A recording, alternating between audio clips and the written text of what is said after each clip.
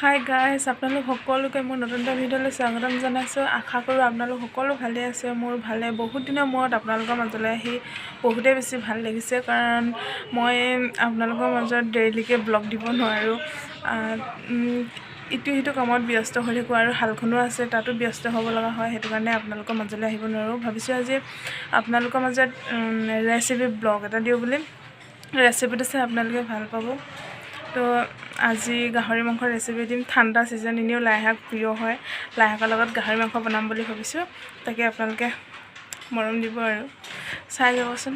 এতিয়া বলক কিচেনলৈ যাওঁ আৰু তাতে যোগাৰ পাতি কৰোঁগৈ, গৈ থাকোঁ।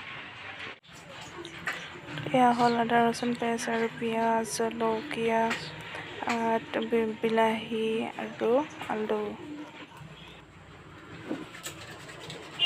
তেল গৰম হ'ব দি দিছোঁ।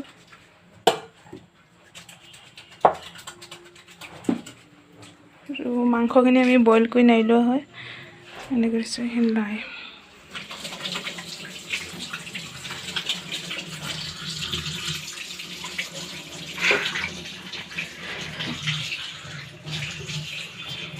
গৰম হৈ গৈছে।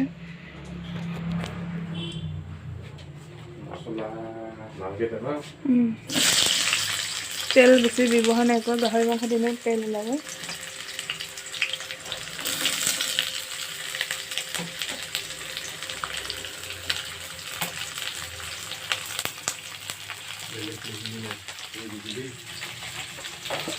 কি জলকীয়া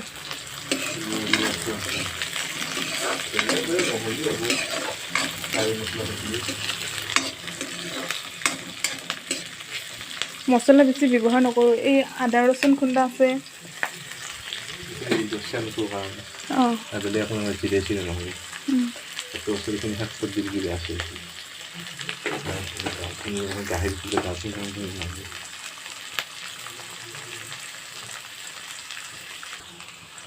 পিঁয়াজখিনি ভজা হৈ গৈছে। এতিয়া দিম আদা ৰচুন, তাৰপিছত জলকীয়া।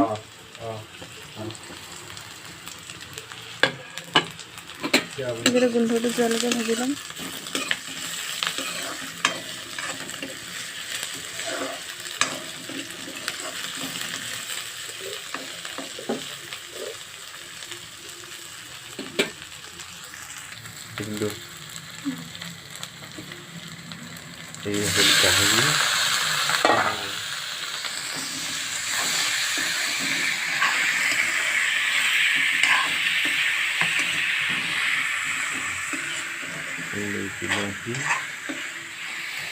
বিলাহী আৰু আলু। এইটো ভুলকৈ ক'লোঁ নেকি? আলু আৰু বিলাহীহে কৈছিলোঁ। লাই শাক,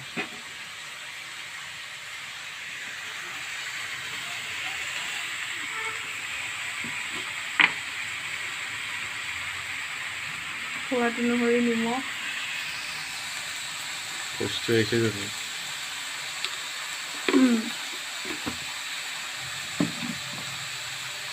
এয়া হ'ল ৰং গুড়া, হালধি, অলপমান বেছিকৈ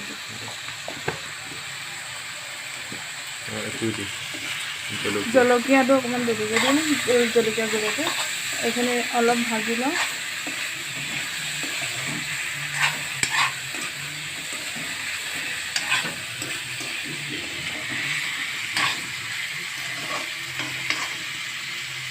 এতিয়া অলপ টাইম ঢাকি থ'ম।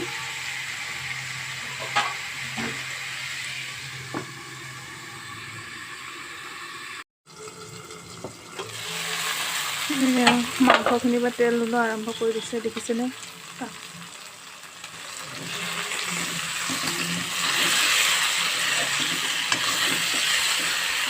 আমি বেছি মাংস লোৱা নাই, কাৰণ দুজন মানুহ হয়। সেইকাৰণে আমি 300 মাংস লৈছোঁ, 300 গ্ৰাম মাংস লৈছোঁ।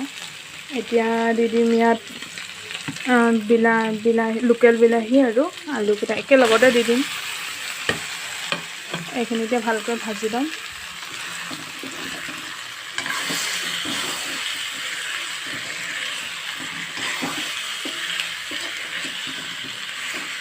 আৰু গৰম পানী দিম পিছত অলপমান গৰম পানী দিম, সেইটো কাৰণে পানীখিনি গৰম কৰি লৈছোঁ।